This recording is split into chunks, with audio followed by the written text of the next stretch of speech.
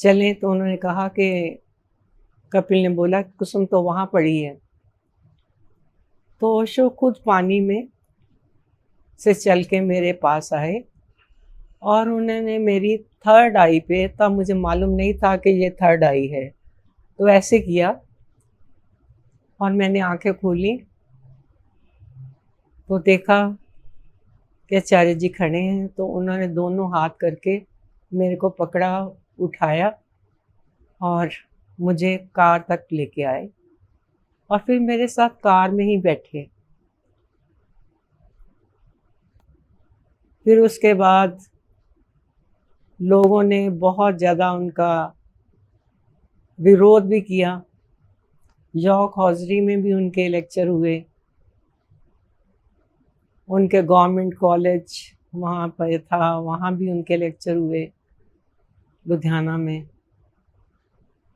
बहुत अच्छा उनका जो था बोलने का तरीका, एकदम बहुत अग्नि बरस रही थी उनके, और वो हर चीज़ को जो झूठ था उसको काटी जा रहे थे।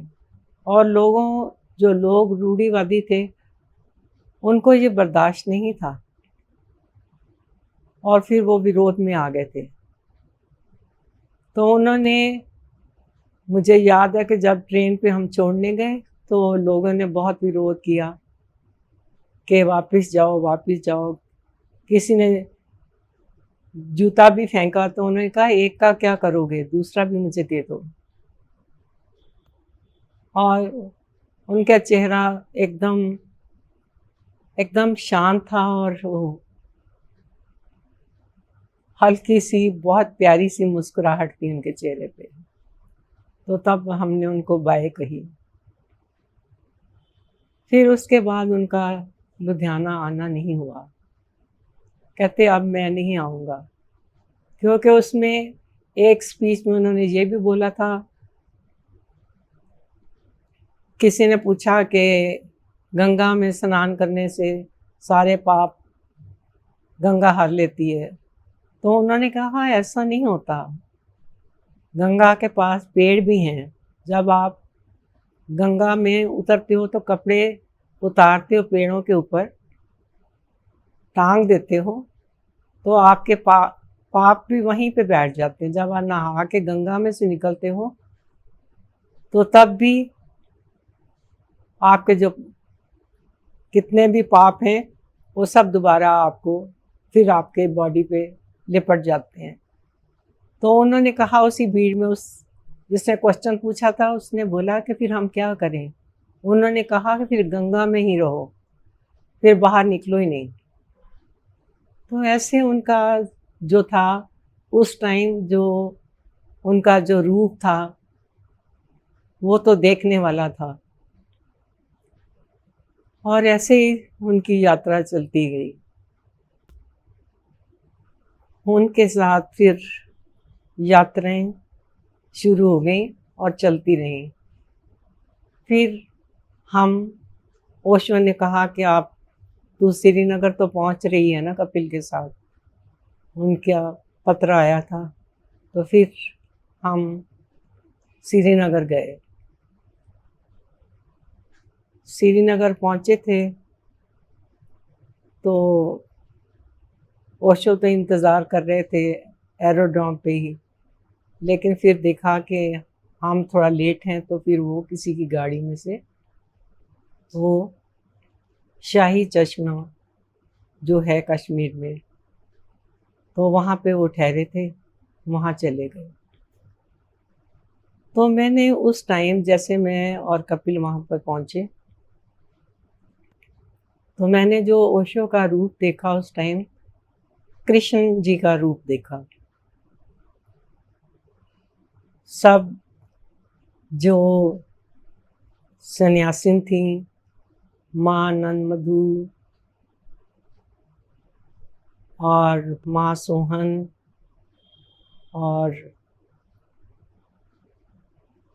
और भी लोग बॉम्बे से भी आए थे, 5-6 सन्यासी, माँ सोहन भी थी और ज- ज्योति माँ भी थी। ज्योति माँ को उस टाइम नहीं मैंने देखा, बाद में देखा। वो कुछ लेडीज उनके आसपास बैठी हुई थी जो बहुत नज़दीक थी उस टाइम।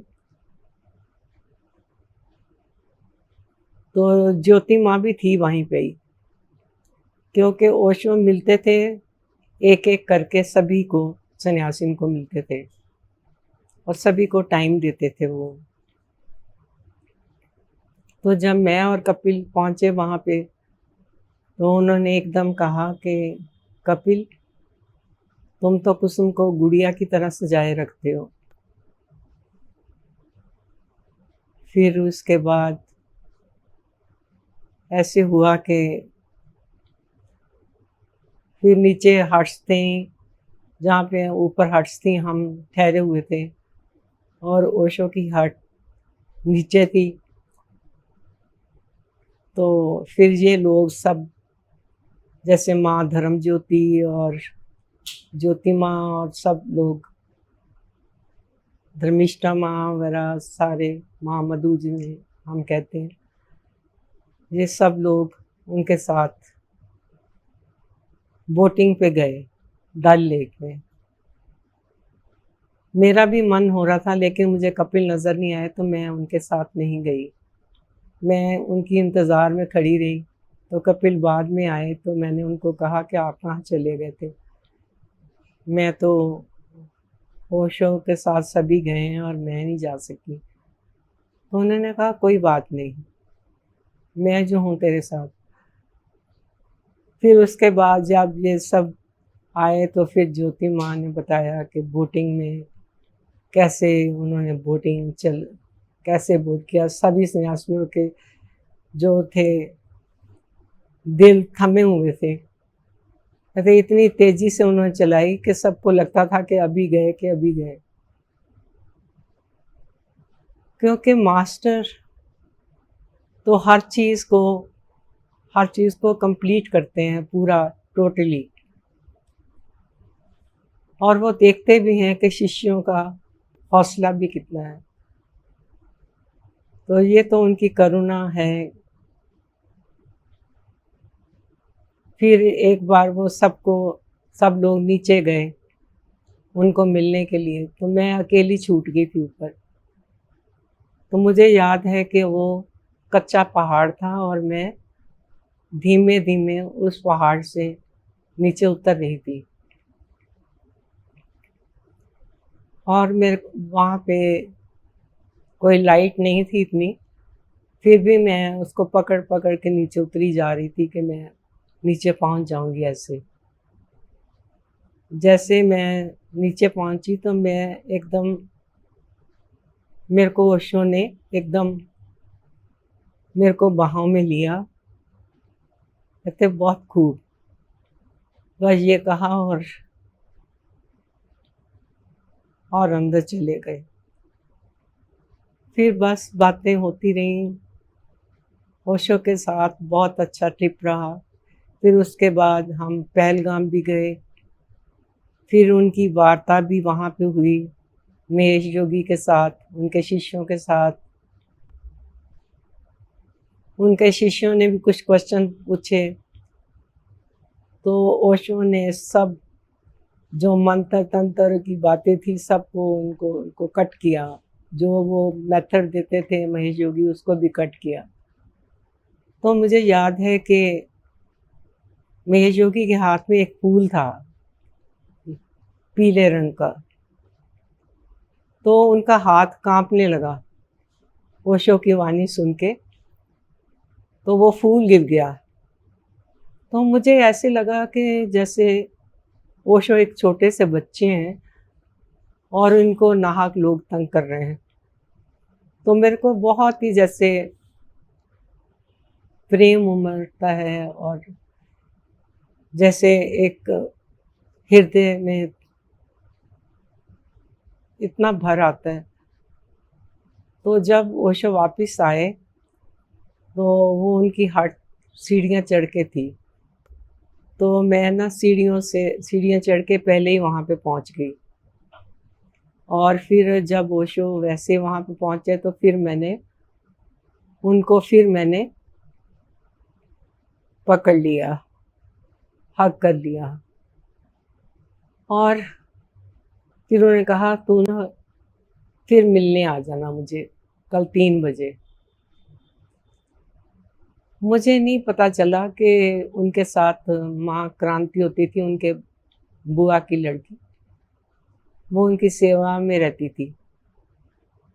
तो उसको बहुत फील हुआ कि मैंने ओशो को क्यों छुआ। तो जब मैं गई 3 बजे कपिल साहब के साथ, तो मैंने ओशो को देखा कितने वो करुणा पूर्ण है कि वो उसको अपने गोदी में बिल्कुल बिठा के उसको बार बार कह रहे थे, मोनू मोनू ऐसा कुछ नहीं है, मोनू ऐसा कुछ नहीं है। लेकिन वो जिद पे अड़ी थी। फिर ओशो ने तो मुझे इशारा कर दिया कि तू जा, तो हम लोग वापस लौट आए। फिर दूसरे दिन मुझे ओशो ने कहा कि इसको तू मार्केट ले जा और इसको शॉपिंग करवा दे ज़रा, क्रांति को।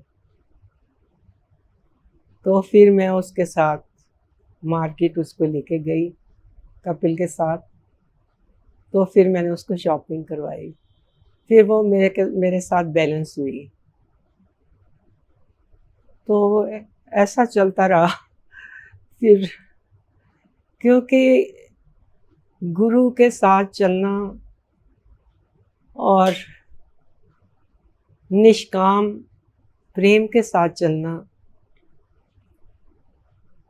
और इतने प्रेम पूर्वक चलना, और ओशो का हर शिष्य को उन्होंने संभाला है। और उन्होंने औरत को इतनी गरिमा दी है कि कुछ कहने की बात नहीं है। माँ का नाम दे दिया। और जितने भी मेल थे, जितने भी आदमी लोग थे, उनको स्वामी का नाम दिया।